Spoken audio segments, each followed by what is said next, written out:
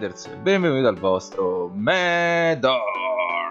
Oggi torniamo con una nuova recensione sul canale. Questa versione Desert Sled è figlia della Ducati Scrambler, un modello che è riuscito a catalizzare abbastanza l'attenzione degli appassionati, seguendo un po' il filone attuale delle Cafe Racer o comunque dello stile retro. Infatti Ducati ha voluto rievocare il nome Scrambler, una tipologia di moto molto in voga negli anni 70 che ha catturato i cuori di adolescenti e non. Praticamente delle moto da strada rimanevano soltanto telaio, motore e ciclistica, quest'ultima però rigorosamente modificata per ospitare gomme off-road e per affrontare lo sterrato. Non erano comunque moto da fuoristrada puro, ma la loro natura stradale consentiva di affrontare la quotidianità comodamente e all'occorrenza di lanciarsi a tutta birra sulla sabbia o sullo sterrato. Ed è proprio questa caratteristica che Ducati ha voluto rimarcare in questo modello Desert Sled, che tradotto dall'inglese vuol dire slitta del deserto. Rispetto alla versione standard della Ducati Scrambler, la ciclistica è stata stravolta nel caso della Desert Sled. Infatti troviamo un telaio più robusto, caratteristica che permette alla moto di resistere meglio alle sollecitazioni della guida in fuoristrada.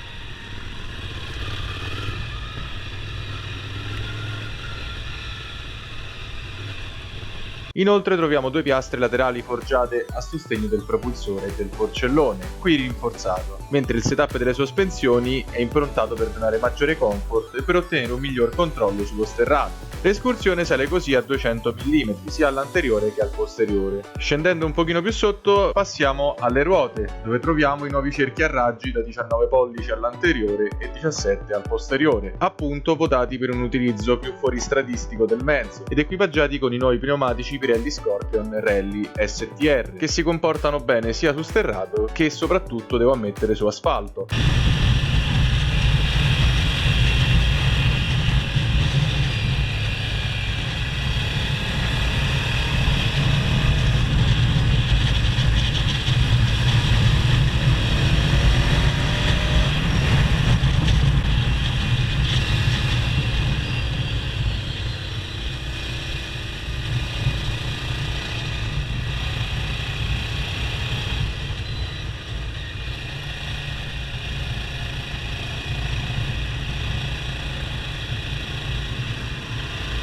Rimane invariato invece il propulsore, infatti come cuore pulsante di questa Desert Sled troviamo il valido bicilindrico Desmo 2 da 803 cm3, raffreddato ad aria ed olio, omologato Euro 4. La potenza massima di questo motore si attesta a 75 cavalli a 8250 giri al minuto ed una coppia di 68 Nm a 5750 giri al minuto. Questa moto si comporta un gran bene. La forcella Caiappa a 6 rovesciati da 46 mm sull'anteriore copia bene le asperità sullo sterrato, ma allo stesso tempo riesce ad impostare una guida allegra anche su asfalto, senza provocare eccessivi ondeggiamenti in piega. L'impianto frenante è estremamente valido e si affida al disco singolo da 330 mm con pinza a Brembo monoblocco a 4 pistoncini e ad un disco posteriore da 245 mm con un singolo pistoncino. Appunto, la potenza frenante c'è, è sufficiente ad arrestare il mezzo nelle diverse situazioni ed è anche parecchio modulabile, e anche nella guida in piedi questa moto si porta un gran bene, anche se devo dire che sono rimasto stupito poi per le doti stradali, visto che comunque ha una sospensione teoricamente un po' più morbida, delle gomme che sono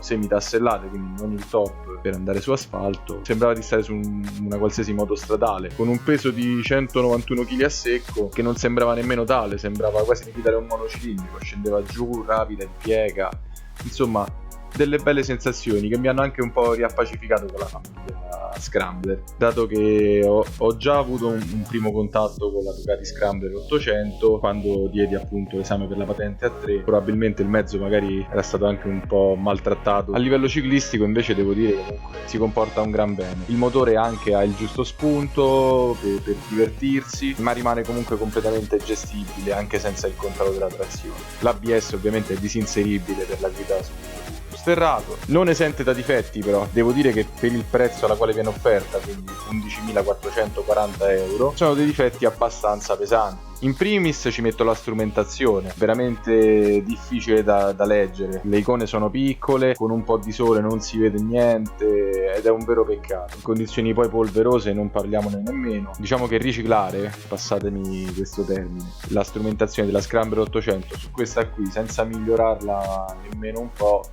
non è che mi sia piaciuta molto come cosa.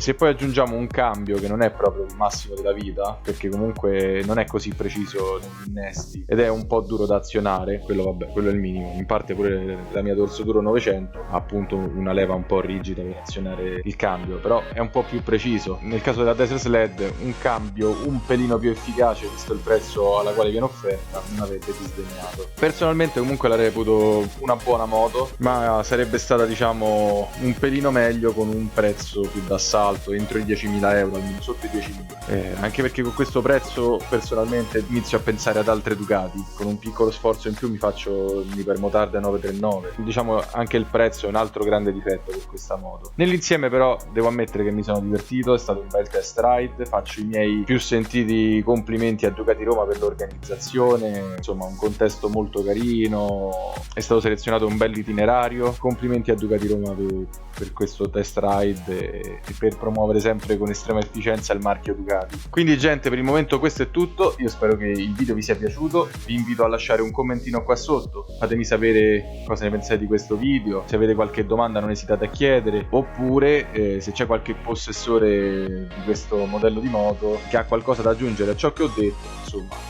è il benvenuto. Ricordatevi inoltre di iscrivervi al canale per restare aggiornati sui miei successivi caricamenti e vi invito a condividere questo video con i vostri amici in modo da aiutarmi a crescere sulla piattaforma. Per il resto noi ci vediamo in un prossimo video. Un lampeggio dal vostro Medo!